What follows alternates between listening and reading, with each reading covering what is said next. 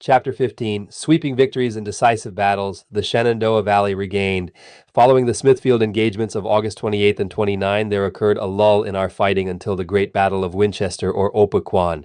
But we were by no means inactive, for during this interval of 20 days we were constantly out on reconnoitering expeditions, burning mills and locating the enemy. At Summit Point, a singular accident occurred, resulting in the death of Sergeant Peter Gunther.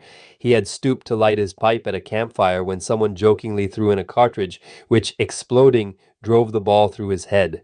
This put an end to a foolish practice that had to some extent prevailed. To the regiment, the most interesting circumstance was the transfer, heretofore mentioned, of the 1st New York Dragoons from the reserve to the 2nd, or Devon's Brigade, on September 9th. There was great rejoicing when the announcement was made that we had severed our brigade relations with the obnoxious regulars. The organization now stood 2nd Brigade, General Thomas C. Devon, the old warhorse, 4th New York, 6th New York, 9th New York, 19th New York, 1st Dragoons, and 17th Pennsylvania. General Grant's terse command, "Go in," was no sooner given than Little Phil began active preparations to carry it out. Aided by Miss Rebecca Wright, a bright Union girl of Winchester, he obtained valuable information regarding the status of Early's army. This was September 16th, and early on the morning of the 19th, the grand movement began, ending at night in the first great decisive victory achieved by the Union troops in the Shenandoah Valley, Battle of Winchester or Opequan.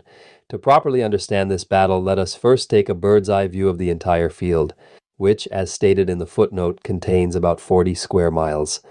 According to an excellent map, carefully prepared under the supervision of General Sheridan, the field would be enclosed in a rectangle 7 miles north and south by nearly 6 miles east and west. Please bear in mind that in the southwest corner of this rectangle is located the city of Winchester, which shall be our radiating point.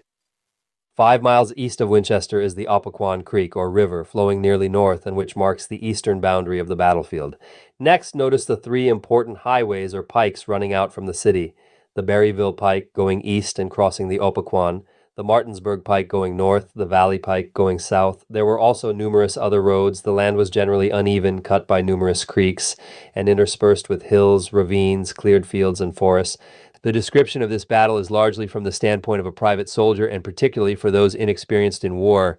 My recollections of the affair are quite clear. Then I have a letter written the following day giving a full account as I saw it.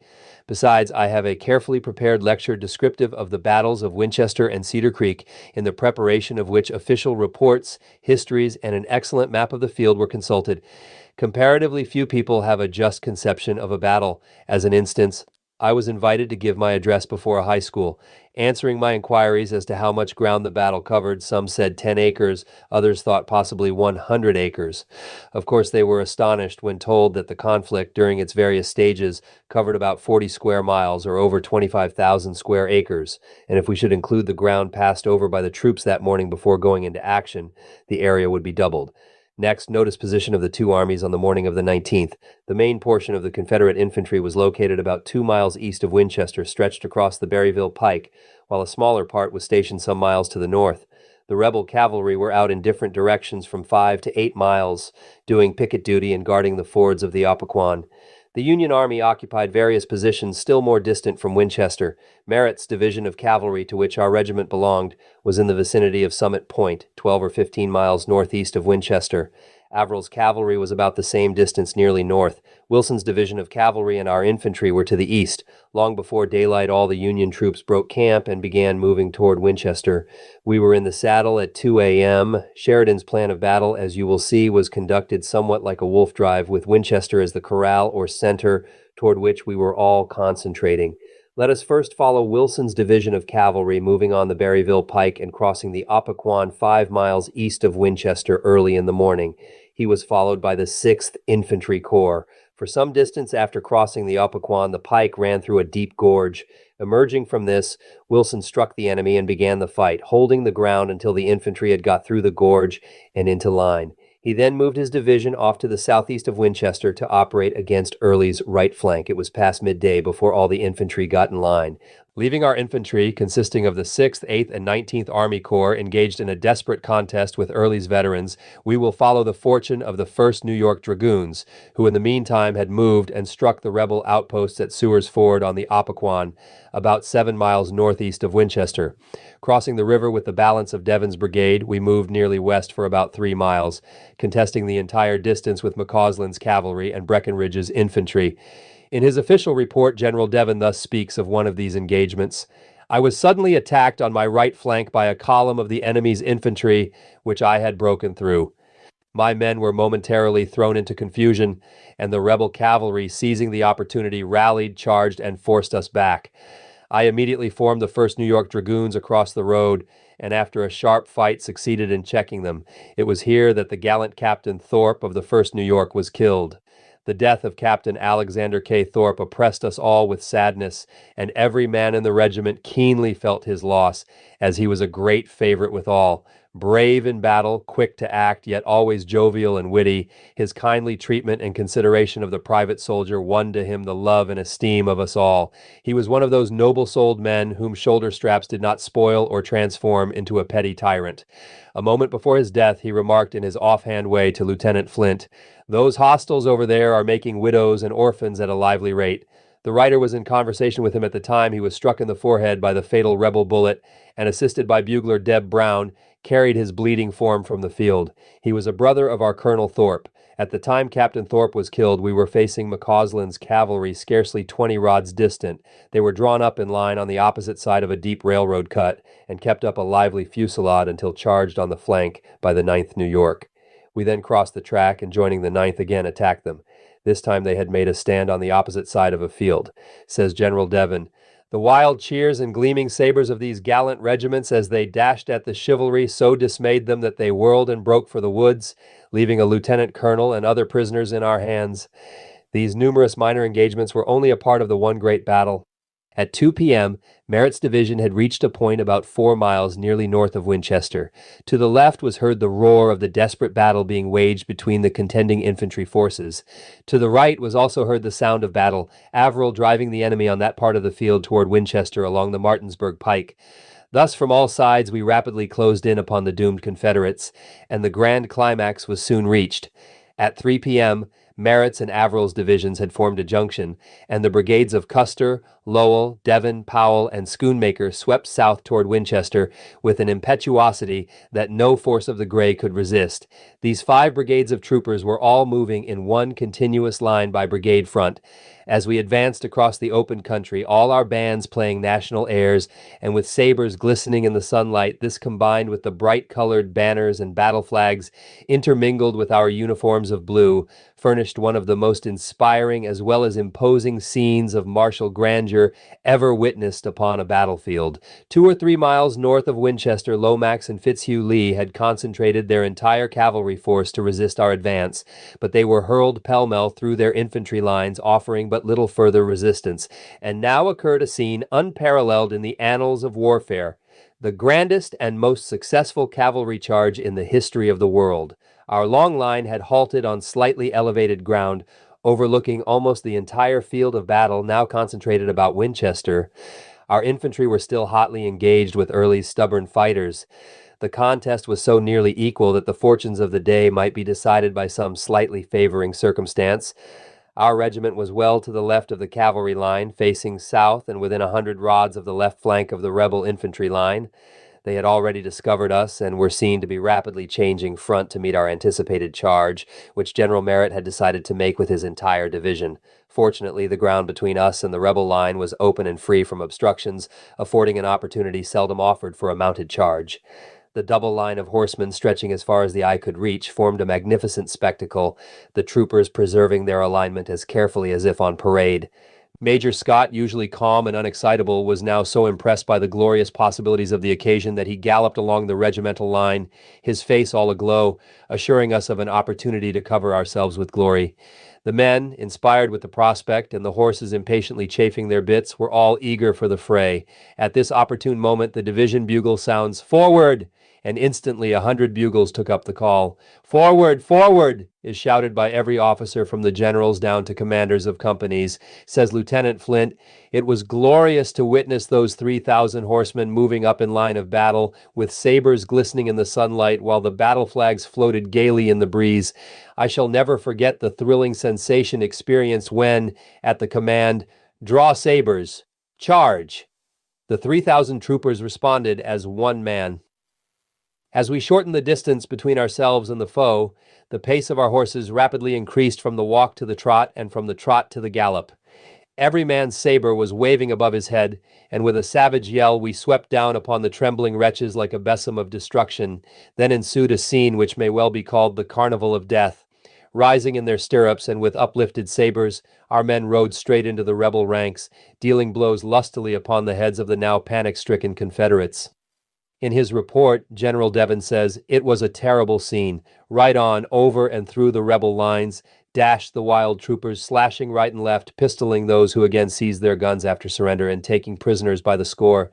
Referring to our regiment, he further says, "The brave Colonel Gibbs of the 1st New York and Nichols of the 9th led their regiments in gallant style and won unfading laurels in this the grandest charge ever made in this war."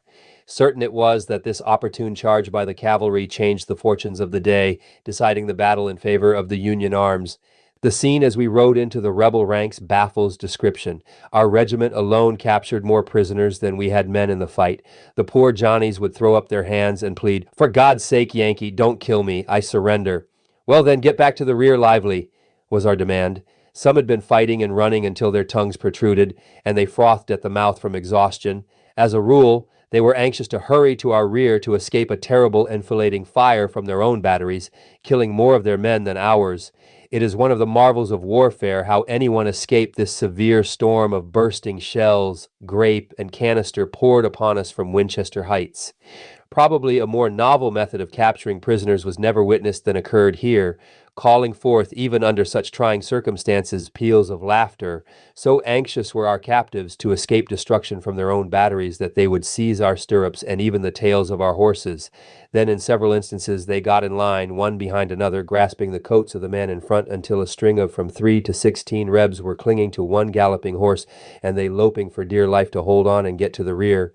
The rider took back 11 Johnnies in a similar manner until out of range, when we halted to rest, and I divided the contents of my haversack with them. The affair was so ludicrous that my prisoners laughed heartily. After Merritt had thus broken the Confederate left, there followed a vigorous dash all along our infantry lines.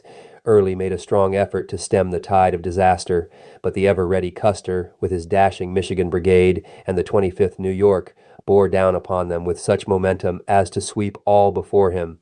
It was our privilege to witness this bold and decisive charge. The rebel army was now a broken and fleeing mass of panic-stricken stragglers that only the darkness of night saved from capture or annihilation. Winchester contained a band of noble and true Union women, and as our victorious army entered the city, they greeted us from their porches and housetops with unbounded demonstrations of joy. Sheridan announced his triumph in this ringing dispatch. "We have sent them whirling through Winchester, and we are after them tomorrow. This army behaved splendidly. In this battle, about 50,000 men met in clash of arms. Our loss was severe, 4,500 in killed, wounded, and missing. The Confederate loss was about the same."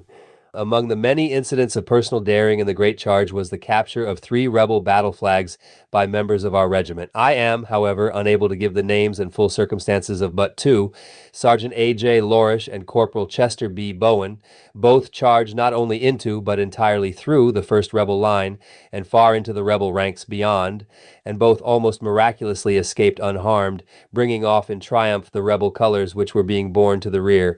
As Lorish seized the flag he was after, the rebels yelled, "Shoot that D.E.D. Yankee! He's got our flag!" Instantly a dozen guns were leveled at him, accompanied by the demand, "Surrender, you Yankee son of a gun!" Acting with quick decision, Lorish brandished his saber, dashed toward them, and shouted, "Ground your arms, or I'll send every soul of you to hell in a minute." Astounded at his audacity, they obeyed when he spurred up his horse and dashed for our lines amid a shower of bullets. Without his knowledge, the following verbatim extracts are made from an old home letter by C.B. Bowen dated Washington, September 24, 1864. 8 of us came to Washington with our captured flags and yesterday presented them to Secretary Stanton, after which we had the honor of shaking hands with that distinguished gentleman and receiving from him his thanks and compliments for our bravery on the field of battle. We are to receive medals of honor. Describing the capture, he says, "As we charged upon them, cutting, slashing, and taking prisoners, I discovered a rebel color bearer making off with the colors, and at once started for him, carrying my guidon, a small flag, in one hand, and guiding my horse with the other. Chasing the fellow up to their second line, I ran right over him. As he dropped the flag, I sprang off, seized it, and mounting, put spurs to my horse and escaped without a scratch, though the bullets hummed about me lively. Captain Britton was the most pleased man I ever saw, unless it was Colonel Gibbs. As we presented the flag to him, he seized it on his saber and, whirling it about his head, shouted, 3 times 3 for the little color corporal who went in with 1 stand of colors and came out with 2. Color Sergeant W.A. Ferris writes that the 3rd flag was captured by a recruit, from whom it was taken by an officer of the 2nd United States Regulars, and the man received no credit for it. The official report reads, Color Corporal Chester B. Bowen, Company Y, and Commissary Sergeant Andrew J. Lorish were each in turn presented to Secretary Stanton, who addressed them. I return to you, gentlemen, the thanks of this department for the valor and gallantry you displayed in the capture of these flags. I will direct the Adjutant General to furnish you with medals with your name inscribed thereon, and they will be sent to your commanders for delivery to you as soon as prepared. The flags will be placed among the archives of the department. Comrade Henry Sawyer furnishes this incident of a very happy colored lady. As we were chasing up the badly whipped Johnnies through Winchester, the Union women and colored people greeted us with great demonstrations of joy. I remember one very happy-appearing colored woman, her face radiant with smiles, standing by the roadside waving her apron to cheer us. I said, Miss Flora, how do you like the Yankees? I likes them fust rate, sah.